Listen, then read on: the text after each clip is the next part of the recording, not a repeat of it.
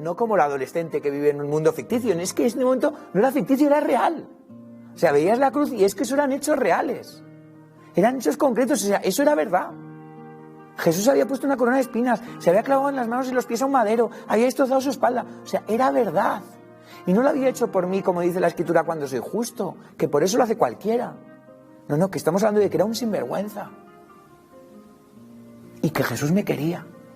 Daba la cara por mí, apostaba por mí. Entonces, claro, cambió totalmente todo. ¿Y quería entregarte a él? Bueno, hubo un momento, no de entrega, sino de... Yo quería estar pegado a él como una lapa. O sea, claro, descubrir a Jesús es querer estar con Jesús. Si no quieres estar con Jesús es que no lo has descubierto. Si solo vas a misa los domingos y Jesús es algo de los domingos, es que no has descubierto quién es el Señor. Entonces, claro, no es que yo me sienta más. De hecho, yo no creo que yo tenga ningún mérito. Sino al revés, soy un egoísta. Y soy tan egoísta que necesito estar con Jesús todos los días. Yo no puedo estar con Él los domingos, porque viendo que Él es lo mejor, pues desde ese momento yo empecé a ir a misa todos los días. Me acuerdo que eso sucedió un 21 de diciembre del año 2001, a las 7 de la tarde, la misa a las 8:30, y desde ese día te puedo decir que he comulgado todos los días de mi vida. De no hacerlo en muchísimo tiempo, hacerlo todos los días. Porque yo entendía que, claro, que ese Jesús luego me lo podía comer. Claro, cuando este cura encima me explicó que luego podía ir a misa, podía comulgar, podía recibirle, claro, como para no hacerlo a diario. Entonces, claro, de repente empecé una relación con Dios totalmente distinta. Empecé a comulgar todos los días, empecé a tener dirección espiritual con el sacerdote. Cada vez que pecaba, la iglesia me decía, no te preocupes, te dejo que te confieses. Y yo decía, Dios mío, ¿pero esto ha estado siempre así? Los curas que les había visto 1000 veces ponerse a confesar y no entendía lo que estaban haciendo. Y estaban para mí, para que si yo hubiera tenido un error, de repente podía recibir otra vez el abrazo de Dios, su misericordia. Que esto no se agotaba. Mira que he intentado cansar a Dios con mis pecados. No hay manera de cansarle. Es que no hay manera. De hecho, no he cambiado absolutamente ninguno de los pecados de los que me confesé hace 16 años. Y aún así, mira, todavía cura y aún así me quiere. Me quiere, aun siendo tan soberbio, aun siendo tan vanidoso, aun buscándome en todo lo que hago, hasta en esta misma entrevista. O sea, en todo, y el Señor me quiere. Apuesta por mí, ¿no? Entonces yo empecé a apostar por Él, en la oración, en la dirección espiritual, la confesión, en tal. La parroquia éramos 2 gatos, pero yo no salía de allí. Claro, eso me hizo dejar todas las amistades, porque entendía que si volvía a ese mundo, perdía a Jesús. Y Jesús ya era tan importante y no podía perderle. Jesús no había querido perderme, por eso se ha ido a una cruz. Yo no quería perderle, ¿no? Entonces aposté por Él y claro, en ese discernimiento pues yo me iba enamorando, y este cura como que veía una vocación en mí. Claro, me parecía imposible, o sea, de dónde me había sacado el Señor era imposible. Además, ¿qué tenía yo que ofrecer al mundo? Yo no tenía nada que ofrecer. Claro, en ese momento era tan vanidoso que no me daba cuenta de que el sacerdote no ofrece nada. Lo que puede ofrecer es a Jesús, porque el sacerdote es Jesús. Da igual que sea tímido, gordo, da igual. Las características del sacerdote da igual, porque cuando de hecho te dice, yo te absuelvo, te absuelve. De hecho, cuando dice, tomad y comed, eso es su cuerpo.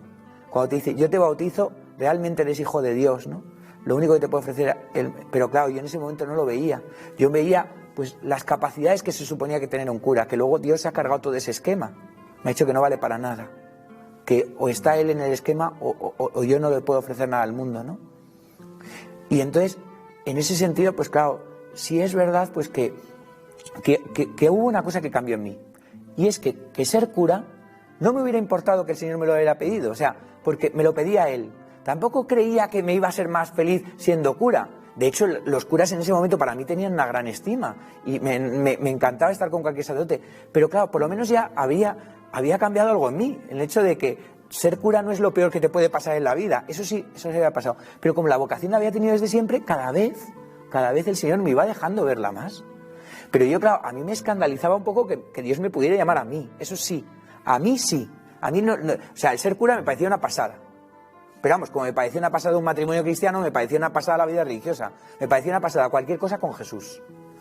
Entonces, en ese momento, pues, habían pasado 6 meses. Es que solo 6 meses. Desde que yo había no convertido, porque en eso todavía estamos, pero sí reconocido que Jesucristo existía y que me quería. Y entonces estábamos, pues, en un día 5 de mayo, año 2002, y me acuerdo que empiezo a leer el pasaje de Lucas en la que aparece la pesca milagrosa por primera vez en la llamada de los discípulos, ¿no? Y yo nunca me había sentido tan como Pedro, diciéndole a Jesús, apártate de mí que soy un pecador. Porque en el fondo yo me vi tan reflejado en Pedro y digo, es que este soy yo. Soy el que se ha subido Jesús a su barca y le he dicho, le ha puesto en ridículo delante de todo el mundo, Señor, hemos estado pescando toda esta noche, tú no tienes ni idea, pero bueno, para que te quedes tú mal, en tu nombre he hecho las redes. Así sentía que había sido mi vida hasta ahora, hasta ese momento, ¿no? Y de repente ver que Jesús había dado frutos y sentir que yo le decía, apártate de mí que soy un pecador, Jesús, o sea, si es que no soy nadie. O sea, sentía que ese pasaje estaba para mí.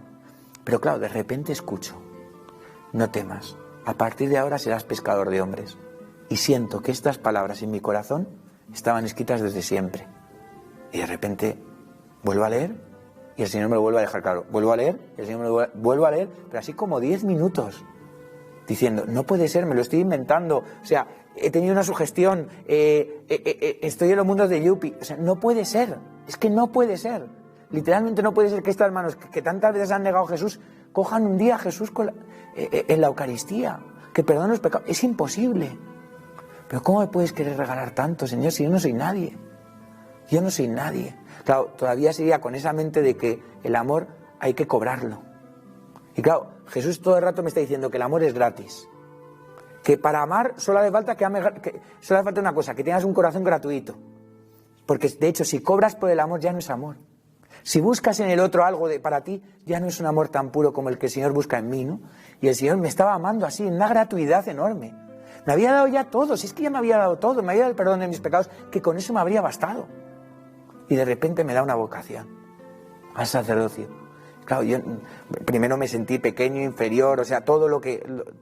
Pero a la vez como tan agraciado decía, joder, ¿cómo te voy a decir que no? ¿Cómo te voy a decir que no a mi felicidad? Pero no fue eso solo la respuesta, ¿no? Sino que sentía que si le decía que no, no solo me ganaba mi infelicidad, sino que ganaba su infelicidad.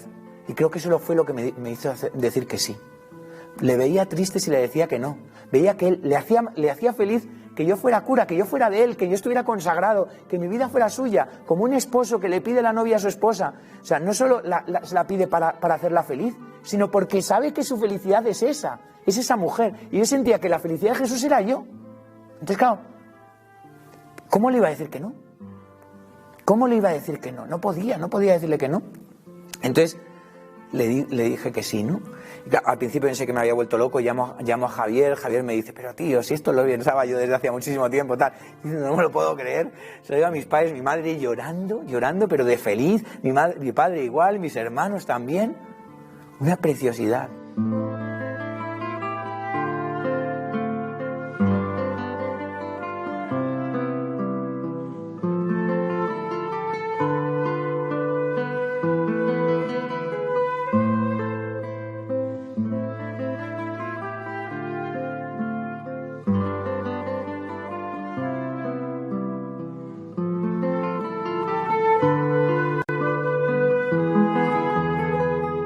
Dentro del seminario, que es el mejor lugar del planeta. O sea, la gente pierde el tiempo yéndose a ver, yo qué sé, el Everest, diciendo esto es la maravilla del mundo, o las 7 maravillas, las pirámides. Que se vayan al seminario de Getafe, por favor. O sea, o a cualquier seminario del mundo. Es el lugar más precioso, aunque sea todo ladrillo.